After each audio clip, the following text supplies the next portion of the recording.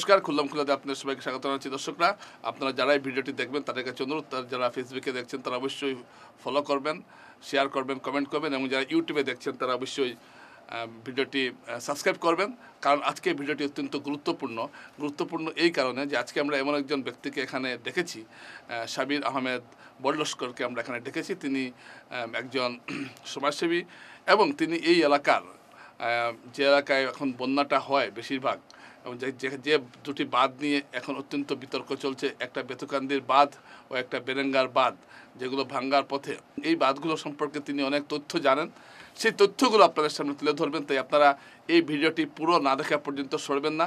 অনেক অজানা তথ্য তিনি তুলে ধরবেন, এবং আমরা তাকে স্টুডিওতে এই জন্যই দেখেছি যে খুল্লম খুল্লাতে আমরা এই জন্যই দেখেছি যে যাতে আমরা তিনি খুল্লম খুল্লা যাতে এই তথ্যগুলো উপস্থাপন করতে পারেন, এবং আমরা দেখব, আমরা তার কাছে জানবো যে আসলে এই বাঁধের নামে কি চলছে, এই বাঁধ ভাঙ্গার নামে কি চলছে। তো অনেক অনেক ধন্যবাদ আপনাকে। তো প্রথমেই আপনাকে যে প্রশ্নটা সেটা হলো যে বিশেষ করে আজকে আমি আপনার কাছে জানতে চাইব যে এই যে বেরেঙ্গা নাথপাড়ার যে বাঁধটা, এটা সম্পর্কে আপনি কি জানেন? চন্দা, প্রথমেই আমি আপনাকে ধন্যবাদ জানাই যে আপনি আমাকে বরাকপাড় অঞ্চলের একজন সচেতন নাগরিক হিসাবে আজকে স্টুডিওতে ডেকে যে গ্রাউন্ড রিয়েলিটি বা বাস্তব চিত্র সম্বন্ধে দুটো কথা তুলে ধরার জন্য আমি আপনাকে ধন্যবাদ জানাই। নাথপাড়ার বাঁধটা দেখুন, এটা প্রায় 70-এর দশক থেকে এই বাঁধটার ইরোশন বা খহনিয়া যেটা হয়, ভাঙ্গনটা চলে আসছে। 1984 ইংরেজিতে আসাম সমিলের নিচে প্রায় 500 মিটার এলাকা নদীর বোল্ডার প্রোটেকশন হয়েছিল, এবং সেটা সম্পূর্ণ সফল হয়েছে। এবং শুধু নদীর ব্যাংকটা প্রোটেকশন হয়নি। এটা কোন জায়গাটায়? এটা ঠিক আসাম সমিলের নিচ থেকে শুরু করে নাথপাড়ার যে জায়গাটা ভাঙ্গন হচ্ছে সেটা অ্যাকচুয়ালি নাথপাড়া কামিনীবাড়ি। এই যে কামিনীবাড়ি যেটা নাথপাড়ার বর্তমান যেটা ভাঙ্গন স্থল, তার ডান পাশে যেটা নদীর পাশে কান্ট্রি সাইডের অপোজিট যেটা, সেই জায়গায় প্রায় 4-5টি বাড়ি ছিল। আমরা ছোটোবেলায় যখন নদীর পাশের মাঠে খেলাধুলা করতাম তখন দেখতাম যে এখানে 4-5টা বাড়ি ছিল নাথবাড়ি, তো কামিনীবাড়ি হিসাবে পরিচিত ছিল। সেই 4-5টি গড় সম্পূর্ণ বরাকের ভাঙ্গনে বিলীন হয়ে গেছে, এবং এরা এই জায়গা থেকে অন্যত্র বাড়িঘর করে নিয়ে এরা বসবাস স্থাপন করেছে। এইভাবে চলছে। কিন্তু নদীর যে ভাঙ্গন, যে জায়গাটা পুরানো ফেরিঘাট এবং নাথবাড়ির মাঝখানে যে জায়গাটা, পুরানো ফেরিঘাটের কিছুটা অংশ প্রায় আজ থেকে 5-7 বছর আগে একটু বোল্ডার প্রোটেকশন হয়েছিল এবং পাইলিং কাজ হয়েছিল, সেই কাজটা কিন্তু সফল হয়েছে। কিন্তু এইবার যেটা দেখলাম, যেতে হবে বেথুকান্দিতে যেটা প্রলয়ঙ্করী বন্যা দেখা দিয়েছিল। বন্যার পরবর্তীতে গৌহাটি থেকে আসাম সরকার ফ্লাড কন্ট্রোল মারফত অনেক টাকা স্যাংশন করেছে, এবং উত্তর কৃষ্ণপুর থেকে বেথুকান্দি অবধি প্রায় 22 কোটি টাকার 4টি প্যাকেজের মারফত 22 কোটি টাকার ওয়ার্ক অর্ডার করেছে। তার মধ্যে নাথপাড়াও আছে। কিন্তু প্রশ্নটা আসছে যে কাজটা সরকার যে টাকাগুলো স্যাংশন করেছে তার এস্টিমেটে কাজের কি ধরনটা অ্যাকসেপ্ট করেছে, সেটা হচ্ছে মূল বিষয়। কিন্তু এই কাজগুলোর মধ্যে শুধু আর্থ ফিলিং, বেথুকান্দিতে যেটা আছে প্রায় 2 লক্ষ সিএম মাটি ফেলার কথা আছে, মাটি পালানো 2 লক্ষ সিএম মাটি ফেলার 2 লক্ষ সিএম। এই জায়গায় মাটি মানে ফেলা হয়েছে 34,000 সিএম। তো বাকি মাটিগুলা কোথায় গেল? মানে আপনি বলছেন যে 2 লক্ষ সিএম এর জায়গায় 34,000 সিএম মাটি ফেলা হয়েছে? হ্যাঁ, 2 লক্ষ বেথুকান্দিতে। এবং বাকি যে এত বিশাল অঙ্কের মাটি, এই মাটিটা কোথায় গেল? এই মাটিটা এত মাটি না করে যদি এটা বোল্ডার প্রোটেকশন করা হতো, কারণ এইখানে নেচারটা দেখতে হবে যে নদীর পার যেটা ব্যাঙ্ক অফ দ্য রিভার, সেটা হচ্ছে খুব খাড়া উঁচু, এবং এই অঞ্চল থেকে নদীর যে স্রোত যেটা, যখন জল আসে তখন তার স্পিডটা থাকে প্রচণ্ড, এবং এই দিকে একটা কার্ভ আছে, এই কার্ভের মধ্যে স্রোতটা ঘুরে যায়, স্রোতটা ঘুরে কার্ভে যখন হিট করে তারপরে একটা ঘূর্ণি আসে। না, ওটা তো বোধহয় বেরেঙ্গাতে হয়, এবং ওই জায়গাটা বেরেঙ্গাতে আরও বেশি হয়। এটা একটা ঘূর্ণি এলাকা আছে। এটা প্রায় আজ থেকে না, অনেক দিন আগে থেকে এইখানে প্রায় এল শেপের টার্নিং নিয়েছে। নাথবাড়িতে প্রায় মোটামুটি এল শেপের টার্নিং নিয়েছে, যার ধরুন এখান থেকে ধরুন আপনার এই লস্কর সমিলের এইখান থেকে শুরু করে সোজা নাথবাড়ির সামনে গিয়ে জলটা পুরো খুব জোরে ধাক্কা মারে, যার ধরুন নিচের তলদেশ যেটা প্রতি বছর বর্ষার সময় তলদেশের মাটি সরতে থাকে, যেটা ইরোশন হতে যাচ্ছে এবং উপর দিকে খুব খাড়া ব্যাঙ্গে নিচে আসছে। কিন্তু এটার একটা পার্মানেন্ট সলিউশন হচ্ছে boulder protection, bank of the river এবং নদীর যেখানে হিট করে এইখানে মানে বোল্ডারের কেস বানিয়ে এই কেসগুলা নদীর তল স্তর যেটা সেই জায়গায় এটা লাগাতে হবে, মানে ফেলতে হবে। তখন গিয়ে এই যে ভয়াবহ বন্যা, এখন যে বাঁশের যে গোড় দিয়ে যে ভিতরে জিও ব্যাগ ফেলা হচ্ছে, সেটা এগুলো লুক দেখানো, এগুলো হচ্ছে ডিপার্টমেন্টের একটা টাকা হাফিস করার একটা প্রকল্প, আর কিছু না। এটা থেকে বিভাগীয় ইঞ্জিনিয়ার, এসডিও বা আরও অন্যান্য তাদের পকেট গরম হয় এবং ঠিকাদারদেরও পকেট গরম হয়। ঠিকাদারদেরকেও দোষ দিয়ে লাভ নেই, তারা যে হিসাবে টেন্ডার দেবে, যতটা কাজ থাকবে ততটা করবে, তার মধ্যে হয়তো একটু 19-20 বা 18-20 হবে, সেটা কিন্তু দেখার দায়িত্ব কর্তব্য এই পার্টিকুলার ডিপার্টমেন্টের। আচ্ছা, এই যে বেরেঙ্গাতে যে বাঁধটা, সেটাতে আপনি বলছেন যে সেটাতে পাথর কেস বসিয়ে এটাকে আটকানো যেতে পারে বা পার্মানেন্ট সলিউশন করা যেতে পারে। আচ্ছা, এই যে কাজগুলো হচ্ছে এগুলোর জন্য টাকা কতটা বরাদ্দ হয়েছে বলে আপনি জানেন? আমার জানা মতে উত্তর কৃষ্ণপুর থেকে বেতুকান্দি অবধি 4টি প্যাকেজে প্রায় 22 কোটি টাকা বরাদ্দ হয়েছে। এটা 2022-এর এই যেটা বন্যা হয়েছিল তার পরবর্তীতে। এবং তার আগে এইখানে সবচেয়ে বড় ইতিহাস যেটা হচ্ছে যে মহিষা বিল থেকে আজকে এই সমস্ত জায়গাগুলো খুব বেশি হিট করছে, খুব আলোচনায় চলে এসেছে। বেতুকান্দি এবং নাথপাড়া, সম্প্রতিকালে নাথপাড়া এসেছে বাঙ্গন থেকে। মূল বিষয়টা হচ্ছে যে মহিষা বিলে প্রায় 3000-এরও অধিক জমি, সেটা হচ্ছে পাট্টা ল্যান্ড। এটা প্রায় 40-45 বছর থেকে জলের নিচে। বর্ষার সময় যখন জল হয় অনেক বাড়িঘর জলের নিচে চলে যায় এবং তাদের যে দুর্যোগ মানে সারিয়ে তোলার জন্য যে ফ্লাড কন্ট্রোল ডিপার্টমেন্ট কোনো বিহিত ব্যবস্থা নেয়নি। সেই অবস্থা দেখে কংগ্রেস সরকারের আমলে অনেক দীর্ঘদিনের দাবি ছিল যে মহিষা বিলের জল নিষ্কাশনের, কিন্তু এই কাজটা ছিল, জল নিষ্কাশনের কাজটা ছিল পার্টিকুলার ফ্লাড কন্ট্রোল ডিপার্টমেন্টের। এই জায়গায় স্কিমটা নিয়েছে ইরিগেশন তো জল দেয়, ইরিগেশন তো জল নিষ্কাশন করে না, সেটা কর্তব্য ছিল ফ্লাড কন্ট্রোল ডিপার্টমেন্টের। কিন্তু ফ্লাড কন্ট্রোল না করে ইরিগেশন করলো। সে যাই হোক, ইরিগেশনে একটা স্কিম নিল এআইবিপির আন্ডারে 2014-15 সনে প্রায় 1,87,00,000 স্কিম হবে। সেই কাজটা স্যাংশন হওয়ার পরে ডিপার্টমেন্টের যে হেড ছিল এআইবিপি, সেই এআইবিপির হেডটা সরকার বন্ধ করে দিল, সেটা স্পিল ওভার হয়ে গেল। সেটা আর এই ডিপার্টমেন্টের চিফ ইঞ্জিনিয়ার সেটাকে স্যাংশন করিয়ে আনতে পারেননি। তার দরুন ঠিকাদার অর্থ পায়নি বলেই কাজটা সম্পূর্ণ করে উঠতে পারেনি। তারপরেও যা দেখেছি, যা জানতে পারেছি আমরা, সেটা থেকে দেখেছি ঠিকাদার কষ্টমষ্ট করে তার পয়সা উদ্ধার করার জন্য কাজটা মোটামুটি একটা ফিনিশিং পর্যায়ে নিয়ে গিয়েছিল। ঠিক সেই সময় একটা জলের স্তর বেড়ে গেল এবং জলের স্তর বাড়ার পাশাপাশি যে জায়গাটা দিয়ে জল ঢুকেছে বা যে জায়গায় সুইচ গেট বসানো হয়েছে তার ঠিক 300 মিটার আগে 2021 সনের একটা অর্ডার ছিল, একজন লুইয়া উপাধির কন্ট্রাক্টরের নামে একটা অর্ডার ছিল। সেই কাজটা ছিল 10 কোটি টাকার কাজ। কী কাজ ছিল এটা? সেটা ছিল ডাইক ডেভেলপমেন্ট, এবং প্রোটেকশন ওয়ার্কে ছিল বস্তায় মাটি ভরে এবং জিও নেট বসিয়ে কাজটা করা। এটা কিন্তু কোনো বর্ডারের প্রভিশন ছিল না, বোল্ডারের। এবং এই কাজটার গুণগত মান খুবই খারাপ ছিল, সেই কাজটা সাকসেস হচ্ছিল না। সেই কাজটাকে উপরের মহিষার জল এটাকে হিট করেছিল এবং নিচের দিকে চুষে জলটা যাচ্ছিল এবং এই কাজটার মানে দশার একটা সামনে এসে দাঁড়িয়েছিল। সেই কাজটাকে বাঁচানোর জন্য ফ্লাড কন্ট্রোলের মানে তাদের সহমতে সেটাকে বলা যাবে, এই যে ডাইকটাকে কেটে জলটা বাইর করা হয়েছিল সেই স্কিমটাকে বাঁচানোর জন্য। এবং যেদিন যে ডাইকটা কাটা হয়েছিল তার পরদিন বিভাগীয় ইঞ্জিনিয়ার, এসডিও সবাই সাইটে ছিলেন, আমার কাছে তথ্য আছে, ছবি আছে, এবং শিলচরের বিধায়কও এসেছিলেন।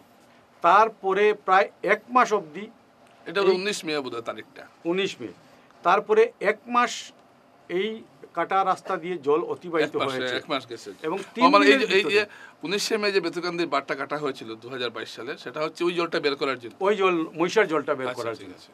কিন্তু 1 মাস অবধি এটা মানে খোলা ছিল, যার জন্য জল বেরিয়ে গিয়ে আবার যখন 3 দিনের খুব বৃষ্টি হলো, 1 মাস পরে জুনে আবার বৃষ্টি হলো, হ্যাঁ বৃষ্টি হলো, জুনে বৃষ্টি হলো, সেই সেই 3 দিনের বৃষ্টিতে জল এসে আবার জল পাল্টা মেরে এই দিক থেকে তখন আর মানে এটাকে মাটি ফেলে আটকানো সম্ভব, তখন সেই ভাঙ্গাটাকে আরো বড় করে শিলচর শহর, কিন্তু এই তথ্যটাকে বারবার গোপন রাখা হয়েছিল।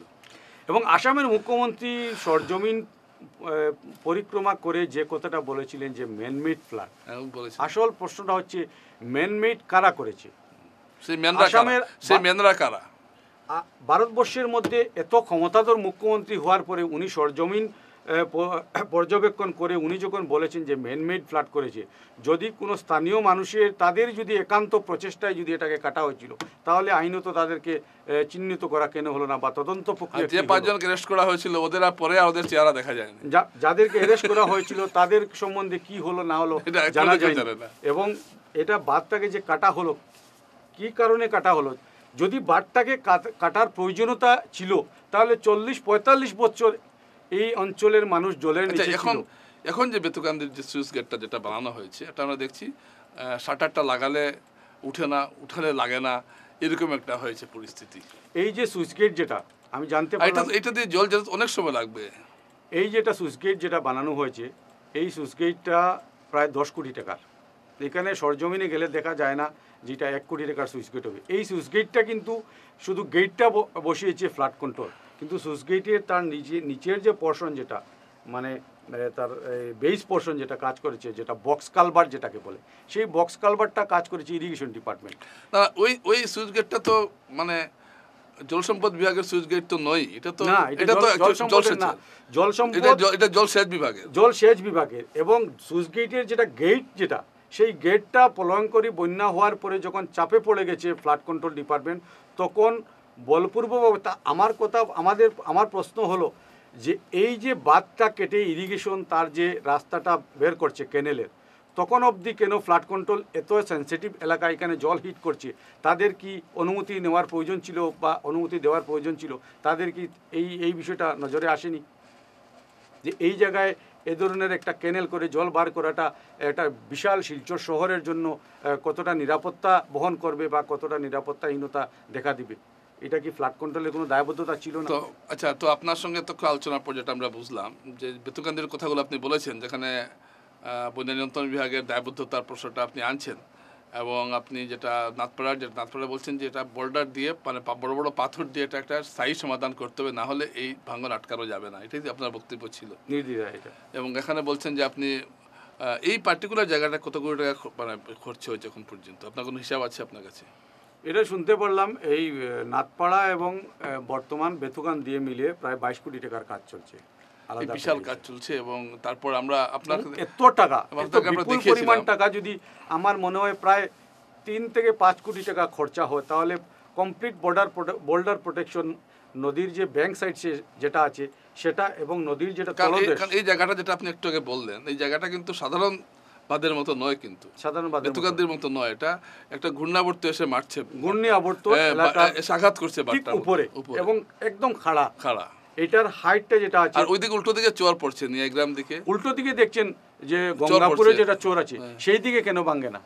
কারণ সেই দিক জায়গাটা হচ্ছে ফ্ল্যাট, চর পড়া মানেই তো জায়গাটা, হ্যাঁ, এবং বালু আছে। ওইদিকে যদি একটা নদীকে ডাইভার্ট বা একটা ইয়ে করা যেত তাহলে না, নদীকে ডাইভার্ট না করলে এই জায়গাটায় যেটা পুরানো ফেরিঘাট যেটা, যে চৌধুরীঘাট যেটাকে আমরা বলি, চৌধুরীঘাটে প্রায় আজ থেকে 7-8 বছর আগে বোল্ডারিং কাজ করা হয়েছে এবং এখানে পাইলিং হয়েছে। বোল্ডারিং এর সাথে যে জায়গায় বাঁধটা ভেঙেছে আপনার আপনার নাথপাড়াতে, ওই জায়গাটার পাশে কিন্তু একটা কিছুটা জায়গা বোল্ডার দেওয়া আছে, এবং স্থানীয়রা বলে অনেকদিন থেকে এটা নাকি ভালোই কাজ করছে। এটা সাকসেস, এই স্কিমটা সাকসেস। বেশি জায়গা না, বেশি জায়গা না, প্রায় ধরুন 15-20 মিটার হবে বোধহয়। না 15-20 মিটার না, এখানে পাট করেছে কাজ। একটা পুরানো ফেরিঘাট যেটা চৌধুরী, ওই জায়গা তো ভাঙেনি, কিন্তু ওই জায়গা আগে ভাঙতো বিশাল, ওই যে বোল্ডার দেওয়া জায়গাটা কিন্তু ভাঙেনি। বোল্ডার দেওয়ার পরে আর ভাঙতে পারে না সাধারণত নদী ভাঙন। ওরকম বোল্ডার এই জায়গায় দিলেও কাজ হতো। এই জায়গায় একমাত্র পার্মানেন্ট সলিউশন যেটা হচ্ছে বোল্ডারিং। নদী ভাঙন বোল্ডারিং ছাড়া কোনো সময় মানে এটা পার্মানেন্ট কাজ হয় না বা এটা রোধ করতে পারে না। রোধ করার একটি রাস্তা হচ্ছে বোল্ডার। দর্শকরা আপনারা শুনলেন সাবিরের কাছ থেকে, এবং তিনি অত্যন্ত এইগুলো বিষয়ে খুব নাড়াচড়া করেন, কাজ করেন। তো আপনাকে অনেক ধন্যবাদ যে আপনি গুরুত্বপূর্ণ তথ্যগুলো তুলে ধরেছেন। আশা করি আমাদের দর্শকরা এগুলো বিষয়ে বিবেচনা করার পর চিন্তা করবেন যে কেন এটা হচ্ছে। কারণ তিনি যে কথাগুলো বলছেন এর সঙ্গে কিন্তু আমাদের কনকপুর থেকে বরাকপাট থেকে শুরু করে গোটা শিলচরের প্রায় 4.5 লক্ষ মানুষের কিন্তু ভাগ্য নির্ভর করছে। কারণ এটা এবার হয়তো আবার যে জল আসবে না এমন কোনো গ্যারেন্টি নেই, বা আগামীতেও যে হবে না। তাই বারটাকে একটা কথা, একটা খুব গুরুত্বপূর্ণ কথা আমার প্রস্তাব আজকে আমি চয়নদা আপনার মারফত শিলচর শহরের যে প্রলয়ঙ্কারী বন্যার কবলে চলে আসে, শুধু 2022 প্রথম ছিল না, 85 হয়েছে, 87 হয়েছে, 89 হয়েছে, 2004 হয়েছে, বড় বড় বন্যা হয়েছে।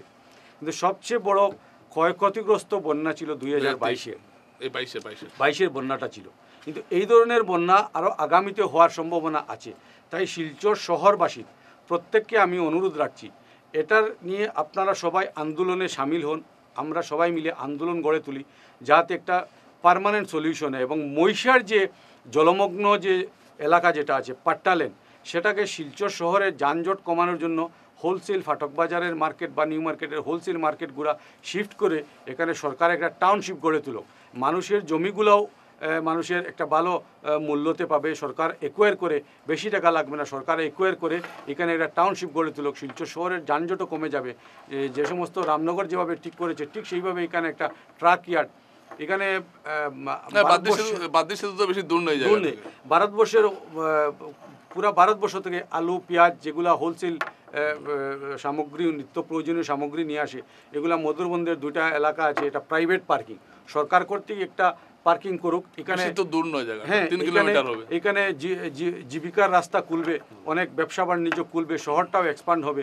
আর এই যে এইখানে যদি মহিষাদে যদি জল থাকে, তাহলে এই যে বেতকান্দির যে ডাইক যেটা আছে, এই ডাকটাকে কোনোদিনই মানে শক্তিশালী হয়ে দাঁড়াতে দেবে না। ওই দুই দিকে ধাক্কা খাচ্ছে, কোনোদিনই এটাকে শক্তিশালী হয়ে দাঁড়াতে দেবে না। যদিও বর্ডার প্রোটেকশন করা হলেও একটা মানে সম্ভাবনা থেকে যাবে যে যদি মহিষার জল, এবং আরেকটা কথা হচ্ছে পাশাপাশি মহিষার জল কেন জমে থাকে, কারণ পুরো রাঙ্গেরখাড়ি নালা যেটা, সেই নালাটা বেদখল হয়ে গেছে, এবং রাঙ্গির খাল যেটা, এই রাঙ্গিরখাড়ি নালাটাকে বেদখল মুক্ত করাটা খুবই জরুরি।